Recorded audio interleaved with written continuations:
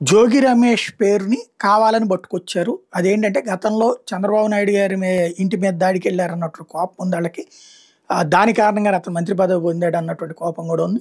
తనని ఇరికించాలని కూడా మొన్న ఈ మధ్యన అగ్రిగోల్డ్ ఇష్యూలో చేద్దాం అనుకున్నప్పుడు అది ఆ టైపులో అవ్వదు అన్నటువంటిది తేలాక అతని పాత్ర అన్నటువంటిది కాకుండా వాళ్ళ కొడుకు ఈ పాయింట్ ఆఫ్ వ్యూలో కొంత ఇబ్బంది పెట్టినా అతని జోలికి పోలేదు.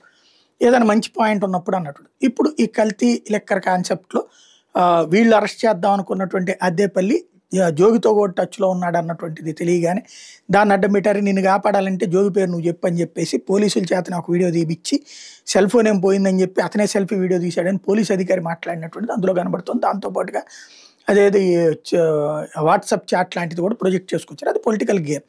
At the same time Jogi Ramesh తను దుర్గగుడిలో ప్రమాణం చేశాడు, అవసరమైతే తిరుపతిలో ప్రమాణం రెడీ అన్నాడు, కావాలంటే బాబు గారి ఇంటి దగ్గరికైనా వెళ్తాను రెడీ అన్నాడు. అదంతా అయిపోయింది, అది రాజకీయమే అతను కూడా. ఆ తర్వాత ఏమైంది, న్యాయస్థానానికి వెళ్ళాడు, హైకోర్టుకి, దాని మీద సిబిఐ విచారణ చేయించండి అన్నాడు. ఈలోపు అందుకని మొన్న ఆదివారం పూట్ల అతన్ని అరెస్ట్ చేసేసి ఆదివారం అయితే కనుక అట్టించట్టి రిమాండ్కి పంపిస్తారన్న ఉద్దేశంతో పంపించేశారు, అయిపోయింది. ఇప్పుడు ఆ కేసు హైకోర్టుకి వచ్చింది. ఏది అప్పటి కేసు వస్తే ఆల్రెడీ అరెస్ట్ అయిపోయాడు కదా ఆయన, ఇంకా ఇప్పుడు సిబిఐ విచారణ ఏంటి, అవసరం లేదండి రాష్ట్ర ప్రభుత్వం. లేదు అది లోకల్ వ్యవస్థల మీద నమ్మకం లేనప్పుడు వెళ్ళొచ్చు అంటూ అటు పొన్నవోలు సుధాకర్ రెడ్డి వాదించారు. వాస్తవం పాప పొన్నవోలు సుధాకర్ రెడ్డి గారిని చూస్తే జడ్జిలకి ఏమన్నా తీర్పు ఇవ్వబుద్ధి ఏదో లేకపోతే ఈయన వాదనల్లో పసలేదో కానీ ఆయన తీసుకున్న వాటిలో 100కి 90 ఫెయిల్ అవుతున్నాయి. అప్పట్లో ఒక కేసు అనుకుంటే సక్సెస్ అయింది ఆయన.